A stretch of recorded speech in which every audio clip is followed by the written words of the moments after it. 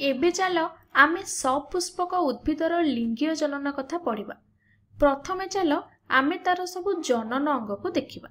एठी चित्र रे मो पुरुष जनन अंग बा पुकेशर को देखाइछि एवं स्त्री जनन अंग बा फलिका चक्र को देखैछि। एई फलिका चक्र को आमे इंग्रजी रे पिस्टिल बा कार्पेल ए भଳି मध्ये आमे कहि परिबा।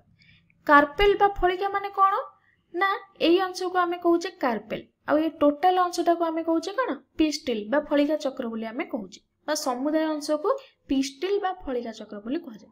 ए दुईटा जाक भिन्न अटंती। एटा गोटे अंश बा कार्पेल बा फलिका आमे एई अंश को कहूचे आ टोटल को बा समुदाय अंश को आमे पिस्टिल बा फलिका चक्र बोली कहूचे। एबे बुझी पारला आंक भितर डिफरेंस कोन? ताले गोटे गोटे गछरे गुड़िए फलिका थिबो। क्यों भली भाबे स्ट्रक्चर थिबो देखो एई भली भाबरे थिबो।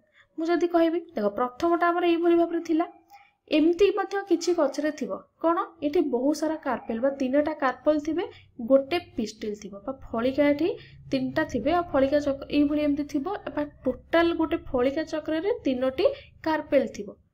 ताले एइटा होछि कोन स्त्री जनन अंग। आउ किछि फूल रे कोन थिबे एई भली भाबरे थिबे। यार कोन थिबो ना कार्पेल तीनटा थिबो पिस्टिल मध्य तीनटा थिबो तीनटा अलग अलग हेकि थिबो एई भली भाबरे मध्य थांती। तेणु आमे एबे बुझी पारले एमती तीन प्रकार फूल आमे देखिबा को पाइबा।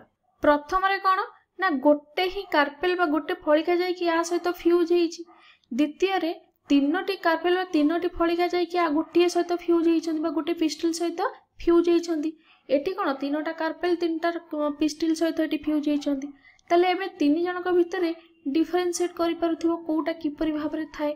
एही दुईटी स्ट्रक्चर को बा ए दुईटी जो चित्र अछि याकू देखिकी कंफ्यूज हुओनी। आमे या विषय परे पढ़िबा। आमको केवल एई भली किछि फूलर विषय पढ़िबार अछि हैला। उच्च श्रेणी को गले या विषय जानिबा।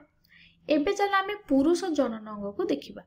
तेबे एही पुरुष जनन अंग बा पुकेशरर दुईटी मुख्य अंश थाए।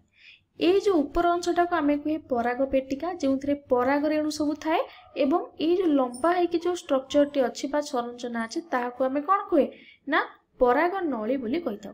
ए पराग पेटिका रे ही पराग गुडा को पराग रेणु सब कोन ना डट डट आकार रे सब बोली थांती।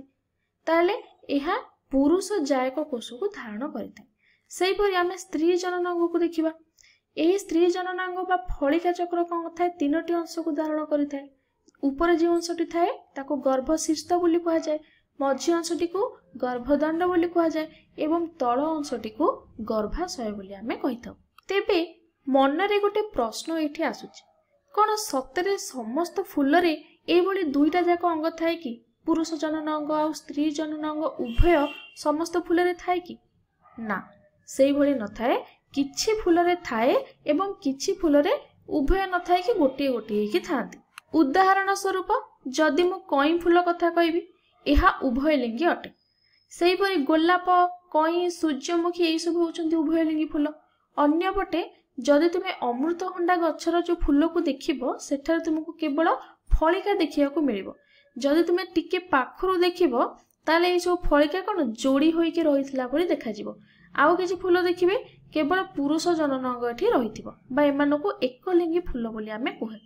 उदाहरण स्वरूप बड़ बड़ फल परिबा जेपरि कि तरभुज कखारु अमृतभंडा एही सबुरे एकलिंगी फूल ही थाए। एबे चल आमे देखिबा किपरि पराग संगम होउछि। तेबे एहा तीन प्रकार होई थाए। प्रथमत किपरि हुए देखो ना सेही फूलर पराग रेणु जाय कि सेही फूलर गर्भशेष रे पड़िबो।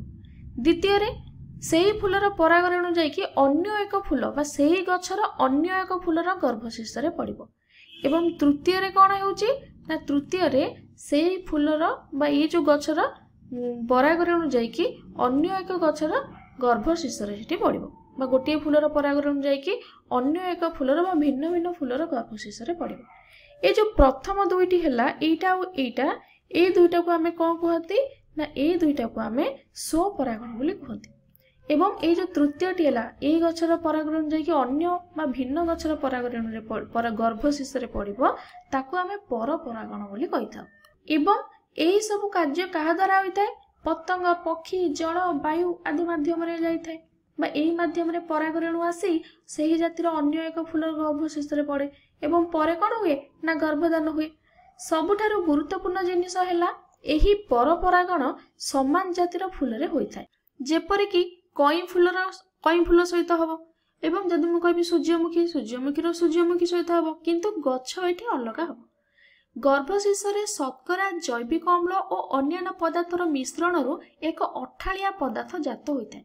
परागरेणु यही पदार्थर संस्पर्श जिते आसे सेठी लागिकी रही जाए एवं परे अंकुरित हुए। एबे मु टिके जूम करके देखाउछि देख ताले एठी मु जूम करके देखैली देख एठी कोन होछि ना परागनळी ऊपर परागरेणु रहिछि एथिरे पुरुष जायक कोष रहिछि एवं एठी गर्भाशय मध्यरे स्त्री जायक कोष रहिछि। मु ताको चित्र रे देखै दउछि देख एठी पुरुष जायक कोष एठी स्त्री जायक कोष रहिछि। ताले जेतेबेले से स्त्री जायक कोष रे पडिबो किपरि भाबरे पडिबो ना देख एठु आसीबो एई भली भाबरे आसीकी बुली बुली बुली बुली जाइकी एमति जाइकी एठी पड़ जिवो। एबे तुम बुझी पारलो केउ भली भाबरे पड़े। ताले परागरेणु गर्भशीष रे पड़िया परे तार बाहर आवरणटी फाटी जाए भीतर आवरणटी एक नली आकार बाहर एवं पराग अंकुरित हुए। एही नली गर्भदंड मध्य देई भ्रूणाशय आड़ को बढ़े एहाको पराग नली बोली आमे कहिथाउ। एही नली साहाय्य रे डिंबकोश तळकु जाई गर्भाशय रे पड़े तापरे समायन घटी थाए एवं दुईटी कोष मिसी एक नुआ कोष तैयारी करती जहाको आमे जुग्मज बोली कहिथाउ। बुझि पारलो एबे। ताले समायन परे जुग्मज बारंबार विभाजित होई डिंबक माध्यम रे एक भ्रूण सृष्टि करे। भ्रूण एक कठिन आवरण द्वारा आवृत होई बीज बा मंजी रे परिणत होई। ए जुग्मक कोन करिवो ना भ्रूण सृष्टि करिवो एवं भ्रूण कोन करिवो ना मंजी रे परिणत हो बा आवरण जेतळे पाइबो सेतळे मंजी रे परिणत होई जिवो। एबे बुझी पारलो मंजी किपरि सृष्टि होउची बा बीज किपरि सृष्टि होउची। ताले एही समय मध्य रे डिंबाशय वृद्धि पाई फल रे परिणत होई जाय। मंजी मध्य रे भ्रूण बा भविष्यतर उद्भिदटी रही थाए। उपयुक्त पारिपार्श्विक अवस्था रे एहा अंकुरित होई एठी को हबो ना चारा रे परिवर्तित हबो। परवर्ती समय रे एहा एक नूतन उद्भिद को जन्म देबो। एही प्रक्रिया को बीज अंकुरोद्गम बोली कहा जाय बा सीड जर्मिनेशन बोली हमें कहू।